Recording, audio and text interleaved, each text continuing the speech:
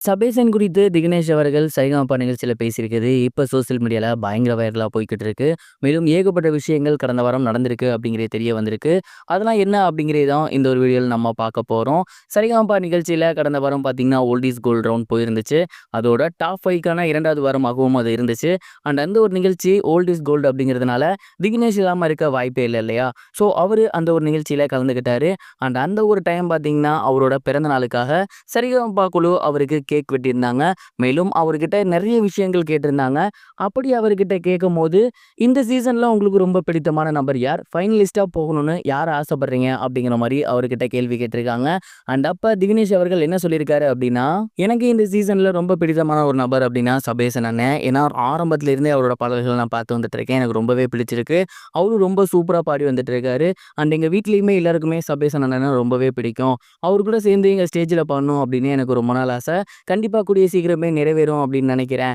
And அதே மாரி சொல்லணும் அப்படின்னா, இந்த சீசன்ல இப்ப இந்த வாரம் வந்து யாரு ஃபைனலிஸ்ட்டா போகணும் அப்படின்னு கேட்டீங்கன்னா, சபேசன் அண்ணன் போனா நல்லா இருக்கும்னு தோணுது. ஏன்னா அவரு ரொம்ப நாளா நல்லா பாடிட்டு இருக்காரு. அவருக்கு கிடைக்கும் அப்படின்னு ஆசைப்படுறேன் அப்படிங்கிற மாரி சொல்லியிருந்தாரு. ஸோ இந்த வாரம் வந்து சபேசன் செலக்ட் ஆனா எனக்கு ஹேப்பி அப்படின்னு திவினே சொல்லியிருந்தது. சோசியல் மீடியால பயங்கர வைரலா போய்க்கிட்டு இருக்கு.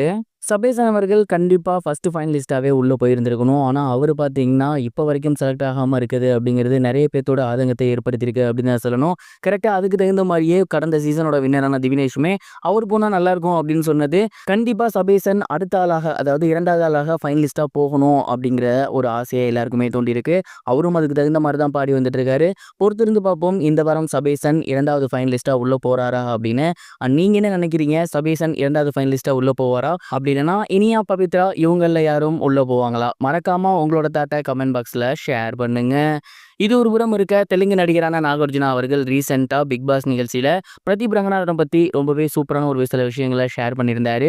குறிப்பா அவர் என்ன சொல்லியிருந்தாரு அப்படின்னா, பிரதீப் ரங்கநாதன் அவர்கள் டியூட் படத்தோட ப்ரமோஷனுக்காக தெலுங்கு பிக் பாஸ்ல கலந்துக்கிட்டாரு. அண்ட் அந்த ஒரு டைம் நாகார்ஜுனா அவர பார்த்து, பல வருஷத்துக்கு முன்னாடி சினிமால இப்படிதான் இருக்கணும் அப்படிங்கிற அத்தியாயத்த உடைச்சு ஒரு நடிகர் வந்தாரு. அவரு ரஜினிகாந்த் சார். அதுக்கப்புறம் எப்படி இருந்தாலும் நடிக்கலாம் அப்படின்னு ஒரு நடிகர் வந்தாரு. அது தனுஷ் சார்.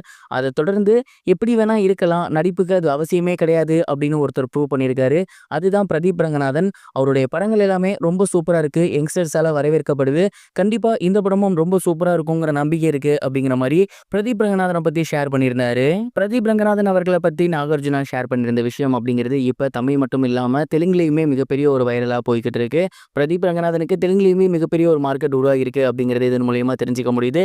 டியூட் படம் எப்படி இருக்க போகுது? தீபாவளி விருந்தா இருக்க போகுதா? பொறுத்திருந்து தான் பார்க்கணும். இத பத்தியும் என்ன நினைக்கிறீங்கன்னு கமெண்ட் பாக்ஸ்ல ஷேர் பண்ணுங்க.